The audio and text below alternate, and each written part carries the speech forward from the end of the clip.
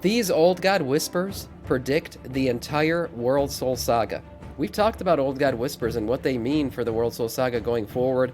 Some of the things Zalatas has said, some of the things even that an NPC from Vanilla WoW has said that predicted these things. Let's see what Dorn found here in the Whispers of the Old Gods.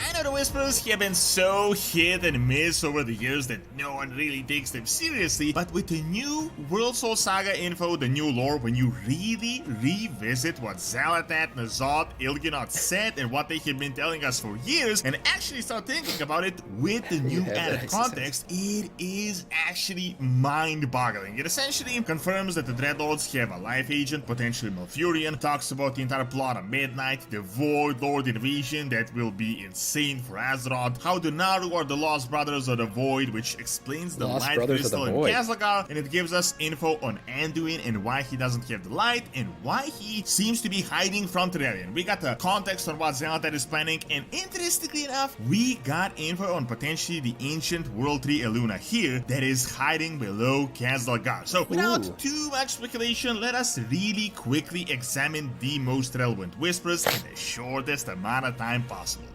If you guys want to buy Total War, Elder Scrolls, Yeah, by the way, he is hiding from Turellian. Well, at least it seems that way. We did see that when he was discovered, or when his position was discovered, we saw Matthias Shaw talking about revealing it to Turellian. And again, told him, no, don't tell Turellian. Don't tell him anything yet. So it's very interesting. I wonder if the Light wants Anduin back. He was a great asset to the Light, so I wonder if they want him back, because right now he's kind of denounced it. You have heard a lot of these whispers. We've been attributing them to everyone and their mother pretty much since Legion and BFA, but now things are actually changing. I mean, we are nearing the completion of the Void plan. We have the added context where so many whispers of N'Zoth, Xal'atath, Il'gynoth make actual sense. I don't want to bore you with the same, 5 torches, whispers, and all that stuff and whatnot, because this is obviously vague. It can be attributed to anything, but the ones that are almost certainly leading us into something, and I kind of just want to shoot these at you without any crazy speculation so that you can make your own conclusions by the end. The Xal'atath ones are the most relevant, and I haven't talked about a few in any of the videos I made, but now that Dragonfight has ended, let us first cover the most recent ones, the 2 whispers we got from that time travel scenario at the start of the expansion. There was obviously N'Zoth doing the whispers and the other old gods, and keep in mind, Blizzard told us in an interview they wrote this on purpose, and it is 100% connected to the World Soul Saga. The first one is, her dreams sink beneath the surface, our dreams, our song. At this point, I'm almost certain this is referring to Azeroth's soul and how they have almost complete. Her dreams sing below the surface, our song. Yeah, that could be it. Most definitely. Azeroth has been described many times. Thrall even describes her voice in the cinematic like a song, he says. Interesting. But then we also hear Illyria talk about it, that she doesn't hear it as a song, but instead she hears some kind of horrific sounds, something else. So it's interesting that they're hearing different things. To the corruption, which perfectly lines up with the prophecy book we got in Dragonfight as well. They talk about Xal'atath, the Harbinger returning, and the Awakening being complete soon. Now that we know the World Soul Saga is the next 3 expansions, this was obviously foreshadowing. However, on the other one, I think I made a huge mistake, although it could technically refer to the same thing as it was in the past. Deeper its roots will reach, welcoming our embrace. Initially, I said this was about a Myrdrasil. That's what I thought. At the time, the entire expansion was about growing this tree. It was uncertain what would happen and how they're ultimately just going to corrupt it, and how the tree is growing into old god hands. Now, so it's not a Myrdrasil? Still relevant, mainly due to the location, because Belamant and the World Tree of Myrdrasil are right off the shore of Qualtalas, where the ground zero for the Void invasion will be in Midnight, and this will also be an elf expansion, so this still does hold up. But there is another interesting theory that came up with the new lore in the first ever World Tree on Azeroth. Super long story, I've got a full video on that if you want the details, but let me sum it up in as few words as possible. After the old gods were defeated, Eonar the Titan planted the World Tree together. Yeah, this Eonar story between her and Aman'Thul is a big one going forward. Aman'Thul pissed her off. She planted this World Tree, and he saw it as like this blasphemous, uncontrollable, life is not controllable kind of thing, and he ripped it out of the ground. Well, he probably didn't rip its roots out. And I think that's what he's getting at right here. And Eonar was very unhappy with what he had done. And that really hasn't been addressed between them. They've kind of had this silent, this relationship where they've kind of ignored what happened. But has she let it go? I don't know. I feel like that's going to come forward in the War Within. There's been rumors that Eonar could take our side in the end. and Amenthul's the ultimate, bitch Titan, the bad Titan, the one that we have to deal with in the end. Maybe the last Titan.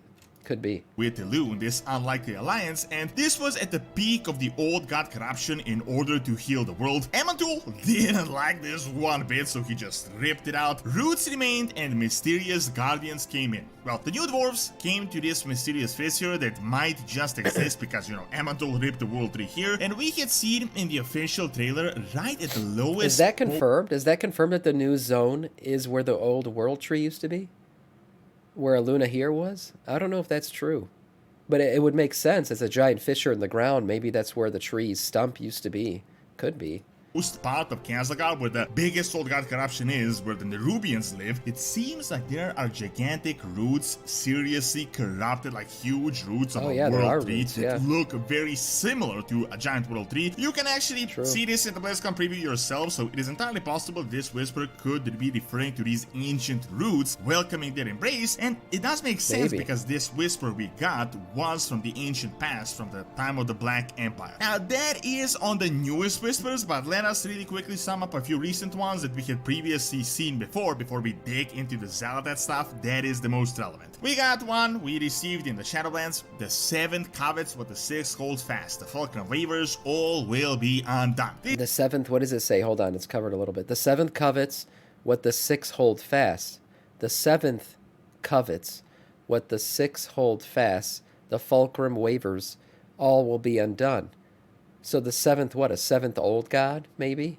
Or something? The 7th, maybe it's talking about Xal'atath? Waivers, all will be undone. This seems to still be relevant. It is referring to the 7th cosmological force, the first ones, and the giant mess that will be happening. Yeah, what am I talking about? There's like 7 old gods. World Soul Saga. We got, the obvious, her heart is a crater, we can feel it, which a lot of people thought this was about Sylvanas, but it could be talking about the void beings pumping Azeroth with the void. We got its surface blazes bright, masking shadows below. This is super interesting with the new War Within cinematic. It seems like Azeroth really is as bright as the sun, at least from what we had seen, which could now be relevant as it would be talking about the void. Although I don't think this is Azeroth. I think this is the outer prison wall of Azeroth's prison right now. We've seen them, we've compared them side by side. The orbs that were holding the incarnates look very similar to this with the red, blue, and yellow glowing orbs that were holding the incarnates. Same thing here. So I still don't think this is an actual image of Azeroth. I think this is the outer wall of the prison that's keeping her. Relevant is it will be talking about the void corruption prison created by the Titans. And what Xal'atath is actually doing. We got 3 super relevant ones as well. The Vessel of Life disguises treachery. Beware the eyes are green. This is more relevant than ever due to the Natrizim documents from the Shadowlands. Check out my recent videos I made on the Natrius taking over the Legion and the Scourge and how all this makes sense. But previously, we have learned that the Dreadlords had planted a life agent on Azeroth, and we had still not uncovered this agent. Seeing that there are green dragons on Evaloran as well as Malfurion, it could be one of these. I mean, I know, technically, Malfurion sometimes he has green eyes, sometimes blue, but in a lot of artwork and a lot of other sources, his eyes are green, and at certain points his eyes were green when these whispers were written. He recently went to the Shadowlands, to the realm of the Natrius, for apparently no real reason. I mean, that story didn't make any sense in Dragonflight, and he returned, so... That is a perfect example of a Metzen rewrite, because I think something was supposed to happen with Malfurion in the Shadowlands, and they just kind of X'd it out. They were like, just bring him back. Why is he there? Get that shit over with. And he came back with seemingly no added powers, nothing to be said first time in there. We're just going to forget about that. Shadowlands was a detour. We'll be all right. I wouldn't be surprised if he was converted into an agent through the Arden build. Then we got the 5 lanterns now dark in the flame they seek will light the master's way. We believe this was about the old stones or the sigils or the 5 lanterns. But I think it might be referring to the actual old gods. Recent lore changes confirmed 5 old gods exist and they're apparently defeated. Recent interviews told us that Xal'atath is building a new void empire upon this legacy. This could imply that she's collecting the blood of old gods. I think we basically confirmed that Xal'atath is not an old god, but she is a harbinger, something that will bring about So she might be bringing about this other old god. The Void Servant's lanterns summon the have Void been Lords. darkened, but the flame Xalatan is going to use from those lanterns to light the way of the Void Lords that are going to come into Azeroth. Lastly, we got the Golden One claims a vacant throne. The Crown of Light will bring only darkness. The Golden One claims a vacant throne. The Crown of Light will bring only darkness. Yeah, this has to be about Terralia.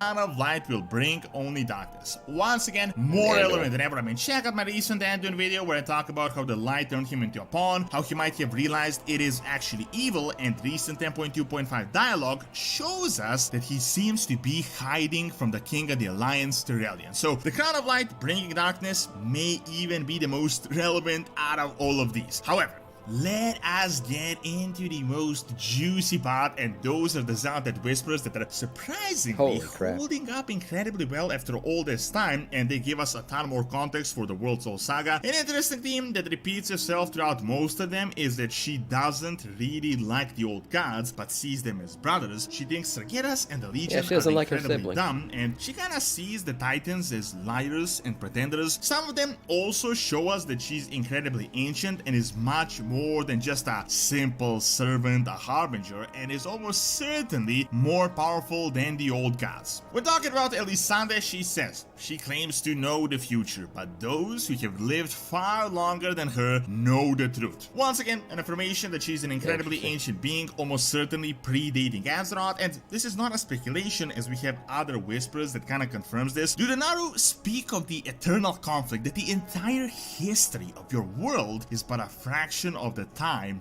that has passed? However, despite being ancient, she does actually serve the Void Lords. Quick context, there are multiple Void Lords, each of them have their own goals. We have seen one, Demantius the Old Devourer, defeated him Outland because he was a tiny little avatar. The thing about the Void Lords is they need an insane power source to manifest themselves in the material plane, but once they do, this is... Ethereals were the result of a Void Lord being summoned completely, where they destroyed the planet was completely destroyed. Yes, that's what I meant. Far worse than the Legion, Titan, or the Old God Invasion, or whatever else can come to this world. Because of this, I think the entire goal of crafting Azeroth is that so they can anchor themselves here and use the World Soul to portal into the material plane and ultimately conquer the universe. We have another whisper that confirms a few relevant things. I long for the day our masters can truly pass into this realm. You have seen only fragments, shadows, Demantius was only a fragment. The Ethereals, what one of these manifestations are capable of. However, what I find really interesting is that she is an actual big player in this entire thing. In one of the quotes, she calls Elune an upstart goddess, obviously knowing some ancient history that we don't, and she also mentions Titans on multiple occasions when they weren't even relevant as they are now in the saga. Xalatan says this: long have we sought entry into this realm, to think we have a mortal to thank for giving us our foothold. This is obviously referring to the seat of the Pantheon. However, I got the most juiciest, interesting whisper that I think is going to be beyond relevant, especially in the war within and Midnight. I know the Naru consider us horrors to be resisted. We do not share this view. They are merely beloved brethren that lost the true path. They will return to their masters in time. I know, this is definitely vague, but it really makes so much sense when you actually dissect it and think about it. Check out saying that Naru are originally aligned with the Void? Is that what he's saying, that whisper means? I think so. And I mean, they do switch back and forth between the light and the void, and it seems like they have to be in a constant state of upkeep to keep them on the light side. So it's interesting. Maybe their natural state isn't good videos that I made for more context, but essentially, we know that the light and the void have this inherent weird connection, as in the Naru turn into void gods, like huge void beings when injured, and we are seeing something similar happening with that crystal in Kazagar. We have actually seen that in the trailer. They told us that this is going to be a huge plot point. Well, on BlizzCon, it was confirmed that the void invasion is happening through the Sunwell that is infused by an actual Naru. Obviously, this inherent connection is going to become a lot more apparent throughout the war within, and we are going to figure out who the heck Naru really are and how they are connected to the old gods. Another interesting fact, the only void Naru that actually managed to revert himself back in all of history was the one that resurrected Kalia Manatil, and he handpicked her personally, and she is now one of the lead characters that is very close to Quoth. I mean, do what you want with that information. Both Kalia and all the other light beings. It's interesting when they're selected to be on the side of the light and they're taking leadership positions. Very interesting. I feel like the light uses people, and that's why Anduin is currently no longer part of it. Information. However, what Xel'Ted says does give us more context. She always refers to the warlords as masters, saying that they will return to their masters, means that the Naru must have been below the warlords in ancient history. Also, when you tie this in with the Crown of Light, aka Tyrellian, it makes even more sense, as keep in mind the only reason he even really is alive at this point is due to the will of the Naru. Obviously, yeah, Tyrellian is not just a wielder of the light. His DNA has essentially been infused with the light, which is why he's been able to live as long as he's lived. The Whispers, we got a ton of holes to fill in for the entire story to make sense. However, it really seems like this inherent light-void connection that exists is going to be the most relevant storyline in the War Within and Midnight. Thank you for watching. Check out how the Warlord invasion will turn out by clicking on the screen, and check out my video on ancient Greek colonies in Spain by clicking on the screen as well. See you next time!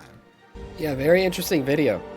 Some of these whispers are, I don't know if they're 100% accurate.